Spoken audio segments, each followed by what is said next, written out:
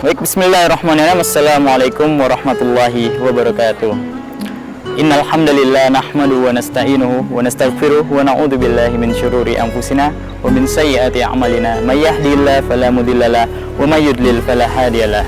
Asyhadu an la ilaha illallah wahdahu la syarikalah wa asyhadu anna Muhammadan abduhu wa rasuluh la nabiyya wa rasula ba'dah. Qala Allah ta'ala fil Qur'anil Azim, a'udzu billahi minasyaitonir rajim. Bismillahirrahmanirrahim. Innamal mu'minuna ikhwatun fa aslihu baina akhwaitum wattaqullaha la'allakum tattaqun. Puji syukur kehadirat Allah Subhanahu wa taala karena berkah limpahan rahmat serta hidayahnya kita dapat melakukan kegiatan ini dalam keadaan sehat walafiat. Serta salawat serta salam kita haturkan kepada junjungan kita Nabi besar Muhammad sallallahu alaihi wasallam yang syafaatnya kita nantikan di yaumil qiyamah. Saudara-saudara yang dirahmati Allah Subhanahu wa taala, pertama-tama kami ucapkan terima kasih atas kesempatan yang diberikan dalam memberikan sedikit nasihat untuk saya pribadi dan juga teman-teman sekalian. Saya ucapkan terima kasih juga untuk para dosen pembimbing, yaitu dosen mata kuliah praktikum mandiri dan juga dosen pembimbing lapangan saya, yaitu Bapak Nur Hamid. Saya sedang membawakan tema ceramah berjudul bagaimana kita sebagai umat muslim harus senantiasa selalu bersyukur pada Allah Subhanahu wa taala.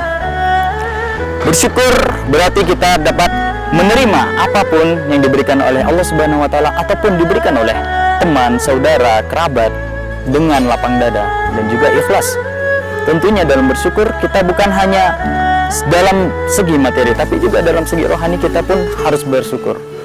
Contoh seperti kita diberikan kesehatan dalam anggota tubuh kita, kita dapat melakukan gerak yang nyaman, kita dapat melihat dengan baik, kita dapat mendengar sesuatu yang baik, kita dapat melakukan aktivitas dengan baik. Jadi bagaimana kita mensyukuri semua itu dengan cara selalu bersenantiasa mengucapkan Alhamdulillah. Itu adalah syukur yang sangat simpel. Bersyukur dalam Al-Quran dijelaskan pada surah Al-Baqarah ayat 185, yaitu fadhkuruni adzkurkum washkuruli wala takfurun. Dalam ayat tersebut dijelaskan,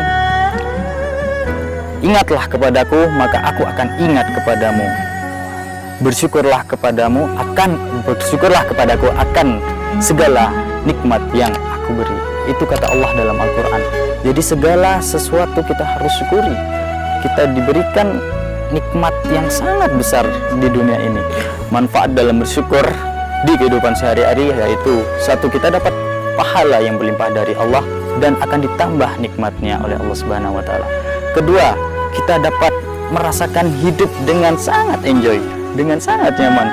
Makanya kita dalam mensyukuri nikmat yang diberikan Allah Subhanahu wa taala, kita harus mampu memaksimalkan sedemikian rupa.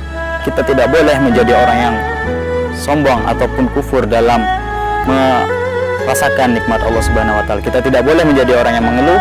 Kita tetap menjadi orang yang bersauri tauladan kepada junjungan kita Nabi Muhammad sallallahu alaihi wasallam.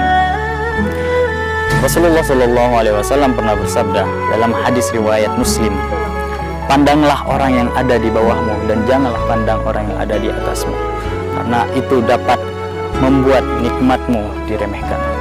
Jadi kita sebagai manusia haruslah tetap memandang orang-orang yang di bawah kita, yang belum tentu lebih baik dibanding kita, yang belum tentu nasibnya lebih baik daripada kita. Kita melihat banyak di perjalanan, kita melihat pengemis, kita melihat gelandangan, kita melihat berbagai macam kesenjangan sosial yang ada di masyarakat. Itu kita lihat sebagai patokan untuk mensyukuri nikmat yang diberikan oleh Allah Subhanahu wa taala. Bagaimana mereka tidak dapat makan untuk mencukupi kebutuhan sehari-hari, kita tidak dapat merasakan kebahagiaan dan lain-lain. Itulah patokan kita dalam contoh hadis Rasulullah sallallahu alaihi wasallam. Jadi saudara-saudaraku yang dirahmati Allah Subhanahu wa taala, mari kita senantiasa untuk bersyukur dan ikhlas terhadap apa yang diberikan oleh Allah Subhanahu wa taala dan apa yang kita berikan kepada orang lain. Jadi begitu saudara-saudara sekalian yang dirahmati Allah Subhanahu wa taala. Bagaimana kita menjadi manusia yang senantiasa bersyukur, senantiasa ikhlas dalam menjalani aktivitas kehidupan manusia sehari-hari. Dan janganlah sekali-kali untuk menjadi orang yang kufur, karena kita manusia diciptakan sama rata, tidak ada yang berbeda-beda, kita sama, hanya iman kita yang berbeda. Jadi untuk menambah kualitas dan kuantitas iman kita, kita harus menjalankan ibadah yang diperintahkan oleh Allah Subhanahu wa taala, baik itu yang mahdoh maupun yang ghairu mahdoh.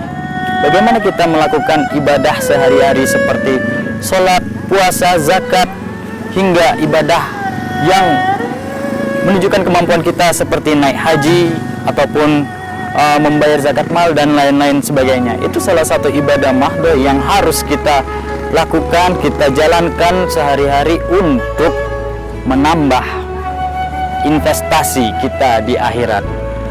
Kedua, ada ibadah ghairu mahdoh. Dalam ibadah ghairu mahdoh kita menjalani aktivitas sehari-hari seperti bekerja, kuliah, belajar, maupun kegiatan biasa yang kita lakukan sehari-hari, itu mau di kamar ataupun di luar kamar atau di dalam rumah. Itu adalah salah satu aktivitas yang biasa kita lakukan sehari-hari dengan tidak melanggar aturan-aturan Allah Subhanahu wa taala. Bagaimana kita hidup di dunia dengan berpatokan pada Al-Quran dan As-Sunnah, bersyukur kepada Allah Subhanahu wa taala, dan senantiasa saling berbuat baik kepada setiap manusia. Dalam Al-Quran dijelaskan, walikulli wijhatun huwa muwalliha fastabiqul khairat aina ma takunu ya'ti bikumullahu jami'a. Dalam surah Al-Baqarah ayat 145 dijelaskan itu fastabiqul khairat, bagaimana kita harus menjadi orang yang berlomba-lomba dalam melakukan kebaikan. Kebaikan di sini bukan hanya kebaikan kepada manusia, tapi kita juga kebaikan kepada alam sekitar. Jika Anda melihat bagaimana indahnya alam di belakang saya, kita melihat daun-daun yang hijau, rumput-rumput hijau, bahkan ada jembatan yang menjembatani antara sungai. Itu merupakan salah satu upaya manusia dalam berbuat baik. Tentu kita sebagai umat muslim harus melakukan segala yang diperintahkan Allah Subhanahu wa taala, meliputi bersyukur, ikhlas, dan juga berbuat baik kepada orang lain.